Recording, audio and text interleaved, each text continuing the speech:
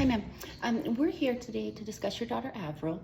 As you know, last year in the first grade, her teacher recommended her for the gifted program, and so we've been doing some testing after your approval, and I'd just like to review those results with you and see how you feel like you would like to progress from this point forward.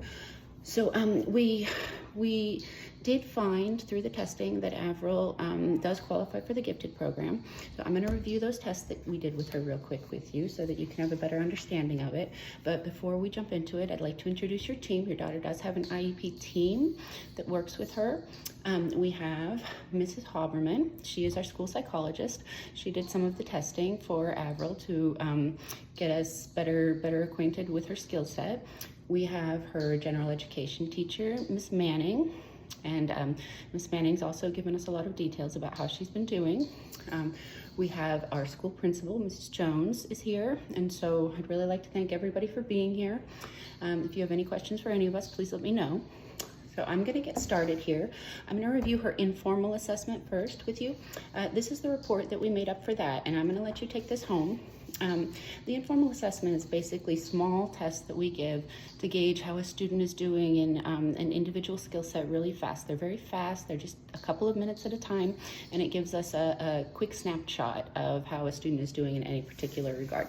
So your daughter was given 3 informal assessments. The first was just observation. You were present for that while I was observing her during some family time, and we noticed that she had a lot of positive social interactions, and she also had a couple of distancing behaviors. So her positive interactions included hugging her peers and encouraging them. She was assisting them with tasks, and so she was suggesting activities they could all do as a group, which is really wonderful. She did get a bit frustrated at times, and she started yelling at her peers once. She was avoiding them twice, and she was refusing to communicate during the times that she was avoiding them. So we've written that out for you, and we're going to send that home with you in this chart. It's going to go with the informal assessments. After that, we did a quick assessment that's called journaling, and we just asked her to journal what she felt her least favorite part of the day was so that we could gather some information on that. And surprisingly, she told us her least favorite part of the day was recess, which isn't usually the answer we get, but she told us it was for 3 reasons, and she gave equal levels of importance to these 3 reasons. The first was a friend she has that yells at her on the playground. She has a second friend that chases her on the playground a lot, and then she also feels like she gets playground injuries as a result of that. So we've just put that into a quick pie chart for you to see the 3 different areas where she feels like she's struggling at recess, and I'm going to send that with you here. The third informal test that we did with her was called a bump in the road, and we tried to give her a quick lesson in something that she does not know yet. So she does very well in math, and she apparently enjoys the beginnings of multiplication with 1-digit numbers. She has no experience with division, so that's what we tried. We give her a quick division lesson to see how well she would pick it up and how fast. She was able to do 1 of the 2 problems given to her correctly, and so we wrote you a little graph for that to show you she got 1 correct and 1 incorrect, and we'll send that with our informal assessment report. So this all goes with you. After that, we tested her more fully with what we call norm-referenced testing, and specifically your child engaged in the Wechsler Intelligence Scale for Children, the 5th edition. She did that with Mrs. Haberman, our school psychologist, and this was over a period of several days, so she did a lot of testing for that.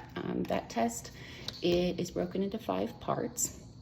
So she did each of the parts separately with Mrs. Haberman, and the different parts, I'll show you here. We've made a chart of them.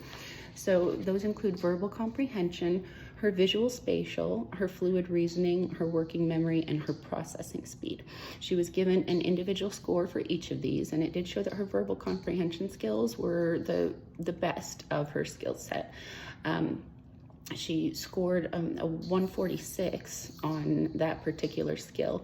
Her overall IQ based on the intelligence scale, as you can see here, we'll show it, she was placed here. This is kind of the average scores for students, and right here is the middle score, and that's an average IQ of about 100. Avril scored 132, so she's quite capable in regards to these intelligence tests. She did very well. There was one small issue that the tester found. Mrs. Haberman found that during the working memory portion of the test, Avril was scrunching a water bottle really loudly and drinking it very loudly, and so she says that she missed several of the questions and wasn't able to answer them as a result. So she does believe her scores might be higher in that regard. We'll find out a little bit later, but that's something we're going to work on with her. Our last testing round we did with her, it's called curriculum-based measures, and this is something that we do with students in a continuous manner throughout the school year. It's usually once every week or every 2 weeks. They're given a small test in a different area or a small task to complete, and then we grade it and see what kind of progress they're making in that individual skill. So for her specific curriculum-based measure, we decided to test her in spelling. And we tested her over a 3-week period, and she did 8 separate tests. And as you can see here, these are her scores individually. We have the date that she took the test and how she scored, how she fared. So you can see that she did show improvement over that time. We believe it might be because she had spent about 2 months not doing any classwork, and so she kind of gained her confidence real fast over that couple of weeks, but she did quite well in her progress. If we look at the individual letters and the individual words, we can show where she missed the points. So these are the individual points that she missed with the words, and you can also see that that reduces as she works with each test. So she is gaining her confidence level and doing better. What we did with that, usually we try and create a goal for that. We create a baseline based on the first couple of tests that we do with them. So this was Avril's baseline, this short line right here. It jumps pretty steeply in the beginning, and so we tried to create a goal line, which is this pink line right here, for her to work on so that she could demonstrate progress and improvement over a longer period of time. If you can see by the purple line here, these are Avril's actual scores, and she did already get past her goal line. She succeeded quite well, so we're anticipating that we might have to raise that goal line for her next year and see if we can work on things. But her specific weakness in that one area tended to be digraphs and trigraphs, which are letter sounds that are made of more than one letter, so it's letter combinations that create one sound. So we're going to be working with her on that in particular. And I will put this with the report so you can take that home. So based on everything that we've seen with Avril, we were able to lay out some goals for her for the next school year. We have 2 short-term goals and 2 long-term goals here. The first short-term goal says that by October 25th of 2024, Avril will achieve a 75% on 4 out of 5 spelling tests consisting of words containing digraphs or trigraphs on a 4th grade level. So in that regard, you'll see that we'll keep working on that, and that is just a short-term goal for the 25th. We feel like she'll be able to develop some real skills by then, and then we'll review how she's doing and where or not we need to go from there. The second short-term goal that we've lined out for her is by October 25th of 2024, Avril will respond to classroom distractions by utilizing an appropriate fidget to maintain focus during 75% of the instruction time within the classroom. This specifically, we have a lot of fidgets that we can use, and sometimes it helps students to stay focused. So we have a lot of silent fidgets that will allow her to keep in her hand, and she'll be able to use that during the classroom while she's learning or working on the assignments so that she can maintain focus and still be able to keep that movement that she might need. So a lot of kids really enjoy it. It really works really well for others. So we'll do that for her. Her long-term goals are going to be something that we work on through the entirety of the school year. So her first long-term goal is by May 10th of 2025, Avril will respond to adverse stimuli, social stimuli, with a tone and a volume appropriate conversation in 90% of her recess periods.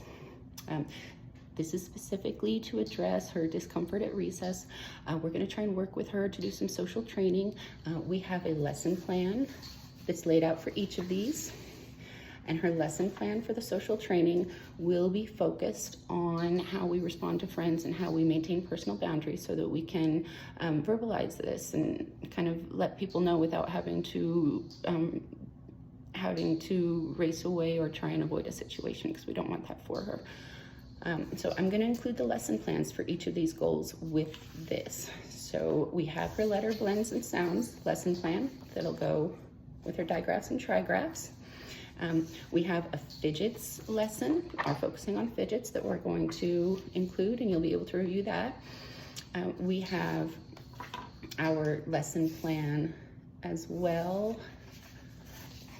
Here it is. We're going to use role playing to kind of imitate like the conversation she might be having on the playground, help her feel more comfortable verbalizing herself in a way that allows her to feel autonomy. So aside from that, we have one further goal that we're going to work on in the long term. Her non-reference testing also indicated to her one of her weaknesses might be writing. So we produced a writing goal for her, and that is that by May 10th of 2025, Avril will produce writing samples consisting of 3 sentences, a topic sentence, and 2 supporting sentences, which demonstrates an appropriate understanding and use of capitalization, usage, punctuation, and spelling, with an average score of 90% on 4 out of 5 samples as determined by our CUPS rubric. So I have a lesson plan that will show how we're going to be working with Avril, and I've given you a layout of the CUPS rubric and what they're looking for and how the points are allotted for that, so that you'll be able to review it and feel comfortable with that as well. So that's going to go with that lesson plan, and you'll have that information so that you can see. Each of her long-term goals, we've broken it down into benchmarks, we call. So what we're hoping for is that by the end of the first quarter, she will maintain a success rate of 60%, and then we're going to increase that by 10% every quarter until we reach the 90% goal line that we have for her. Right now, that's what we have laid out for her individualized education plan over the next year. If there's anything else that you're wondering about, you can, of course, let me know. They did find throughout all of the testing that she has specific strengths in math calculation. She's very good at her addition and subtraction. Her reading skills are quite advanced. As you told us, she's reading middle school level chapter books for fun, so we really encourage her to continue that. They also find that she's an enthusiastic learner, and she makes friends really easily. So she has a lot going for her as a student, both socially and academically. We're really excited for her. We're really excited about the next year. We did kind of discuss the things that we're trying to work on here: her spelling, her levels of distraction, and her isolation and difficulties with the social situation. So we're going to work really hard to work on those for you. And honestly, we'd like to work on them with you as well, because an important part of working with the students in the gifted program is the assistance that their families can provide. The more involved that families are, the greater success our students find, based on that. Therefore, if there's anything that you're concerned about, anything that you're wondering about, or anything that you would like us to work on, feel free to let us know right away. We will definitely try and address that as soon as possible. And I guess other than that, we're really grateful that you came down. Thank you for your time. We're very excited to work with Avril this year. We've been having a wonderful time with her so far. So thank you for everything, and we hope that you have a wonderful day.